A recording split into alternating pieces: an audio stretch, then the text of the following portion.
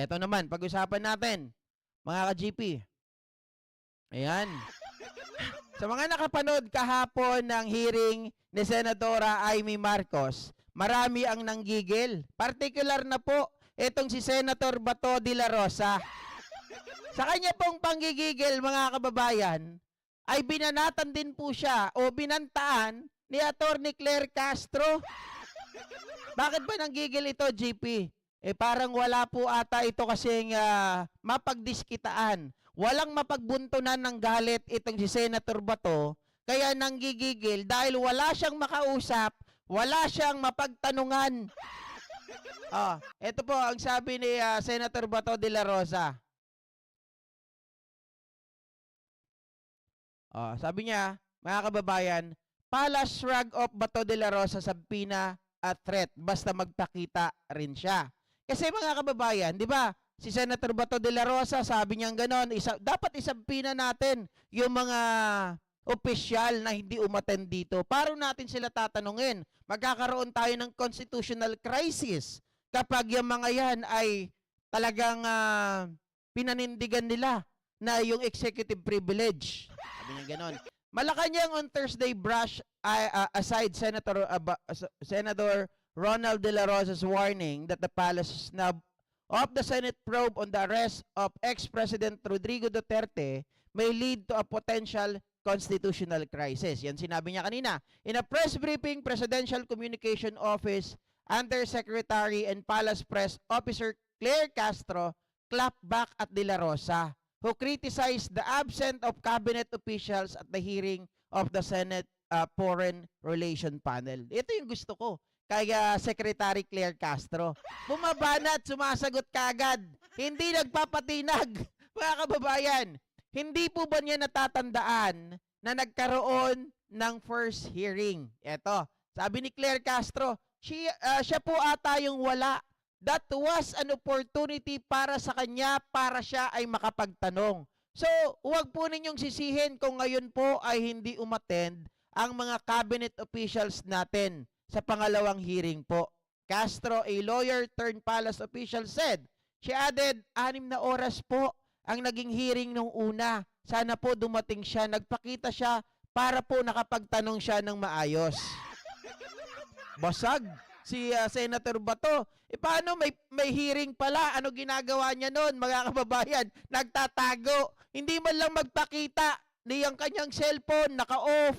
Ayaw magpakita sa video, di ba? Pero siya daw ay nag-iikot doon sa Davao. Nandun daw siya sa mga bundok-bundok. It may be recalled that during the March 20 hearing, De La Rosa kept a low profile and out of the public eye following Duterte's arrest by virtue of warrant issued by International Criminal Court. Palagay ko kasi natakot siya ng gusto dun eh. Diba? Kaya hindi siya nagpapakita kahit video. Hindi niya sinasabi yung eksaktong lugar kung nasan siya. Sabi niya pa dito, De La Rosa is the former chief enforcer of Duterte's bloody war on illegal drugs, which took over 6,000 lives of mostly poor drug suspect. On Thursday, De La Rosa showed up the Senate hearing and lamented the palace officials' absence at the said inquiry. He urged the panel to subpoena. Ito yung sinabi niya. Dapat isubpoena yung mga official na yan. As he warned of a potential constitutional crisis because of the executive branch disregard of the principle of check and balances in the government. Uy, ngayon sinasabi niya na check and balances daw sa government. Pero nang ikaw ay ipinapatawag doon sa Quadcom, mga kababayan, nagtatago doon sa parliamentary courtesy. Ayaw daw niya na siya ang maging, tawag dito, presidents. Di ba? Ayaw niya na siya yung maging example nung, anong tawag niya doon sa Quadcom, mga kababayan? Sa clown, clown hearing. Ayos. Ang galing magbintang. Pero hindi niya alam, hindi ba alam ni Senador Bato de la Rosa na mayroong executive privileges yung nasa executive branch of the government? 'Di ba?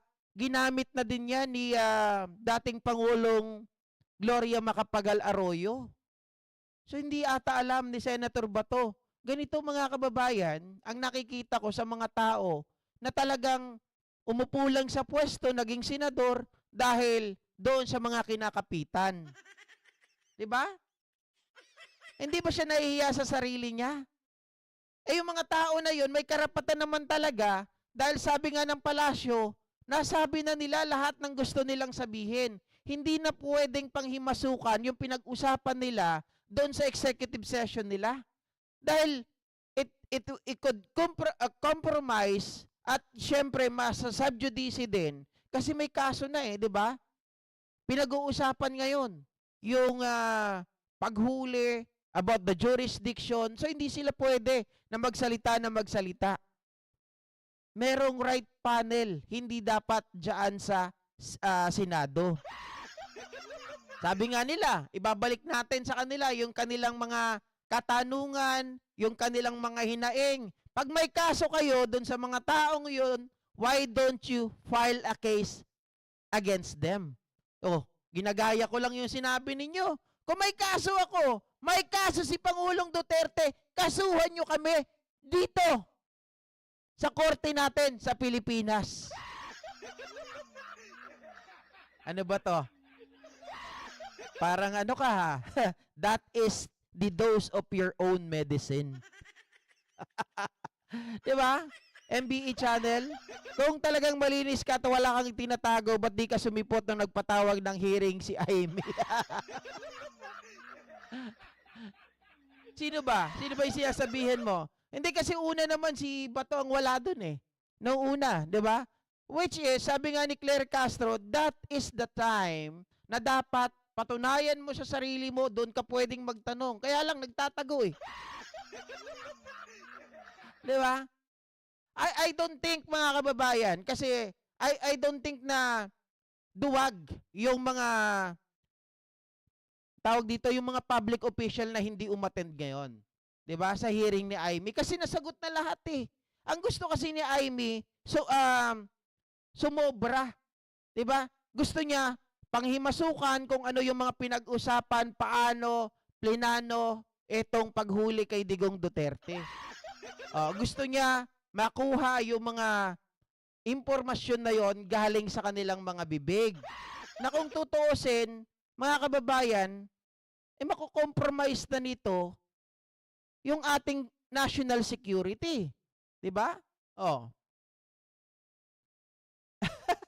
Cecil Santos, si Philip, hindi daw siya Pilipino. Kaya nga doon sa isang video natin, that's a poor editing, mga kababayan, ng mga nag-invite sa kanya. Kasalanan nila yun. Daw di malabanan, shoutout sa'yo. Ano pang sabi rito, mga kababayan? The non-appearance of President Ferdinand Marcos Jr. subordinate at the Senate hearing came in the wake of Executive Secretary Lucas Bersamin March 31st to the Senate, in which he invoked executive privilege and the possibility of violating the sub judice rule in respectfully declining the Senate panel's investigation or invitation to attend the hearing. The executive secretary said the government official who attended the March 20 hearing already made extensive disclosures. Ayun nga, mga kababayan, nagkakaroon na kung tutuusin, sobra-sobra na yung binigay nila na atensyon, sobra na yung information na ibinigay nila. To the extent, mga kababayan, na ang nangyayari, nabubulgar na nila yung mga pinag-usapan nila o yung kanilang mga plano na hindi naman dapat ilabas doon sa hearing ng Senado. Diba? As to Duterte's arrest and that further participation may no longer be necessary at this time, especially that Senator Marcos already publicly disclosed her comprehensive findings a week later. Di ba naglabas na rin ng findings at resolution itong si Amy Marcos? At ang sinasabi niya ay illegal daw ang pag-aresto kay Digong Duterte. So sabi nga natin, kung gusto nilang patunayan at sabihin talaga yon, then file a case against those officials. Di ba? Ganun naman lagi sinasabi ng mga DDS Ibabalik lang natin sa kanila kung tingin nyo may mali, then file a case against them. Yun lang yun. Oh. Myra's Channel, shoutout sa'yo, Kabsat. Mishi Cruz. Wala na eh, bistado ng mga pro-China vloggers, trolls. Nakulong pa si Digonio at asan si Sara Mau. Kaya si Aimee nilang manggugulo at nagpapakalat ng fake news. Wala. Alam niyo, tama yun, sinasabi niyo na yun eh. Kaya nawawalan na ng direksyon ngayon yung mga DDS. Sila mismo nag-aaway-away. Dito pa mismo sa kanilang mga naiwang leader. 'Di ba? Dahil wala na si Digong. O kita nyo yung presidente ng PDP natatakot. O, eto namang Sara Duterte na anak ni Digong, tapos versus sila Bongo, mga kababayan, biruin nyo, pinopromote ng mga DDS, sabi nung iba, oy, DDS straight tayo, PDP laban straight. Pero yung nasa core nila, yung mga tao na nasa taas, ang sinisigaw, mga kababayan, ayaw ko mag-PDP straight. Dahil mayroon daw dalawang tao na gustong permanently alisin si Sara sa paghawak ng public office. 'Di ba? Oh. Atong pogi, sana pati si Maharlika ay makulong. Naku, pati sana si Harry Roque. Napanood ko yung kanila, yung ngiwi. Naiinis ako doon. Grabe, mga kababayan. Hindi ko talaga maatim na makita yung mga taong yun, ang lakas mang asar. Pero pag sila naman ay nahuli, iyak-iyak na naman. Oh, sabi ni Mauricio Del Rosario, hi ka GP, kasi yan si Aimee tuta ni Digonio at pro-China, kaya gusto ibulgar ang secrecy ng Pilipinas. Ako naniniwala dyan. Palagay ko, may tinatago ng lihim yung mga yan eh. 'Di ba? Sabi ng iba, may nabasa ako, baka tumatanggap ng pera nung Pogo nung panahon ni Digong. Ay, hindi ko lang alam. 'Di ba? Mahirap magbintang. Ito naman ang pag-usapan natin, mga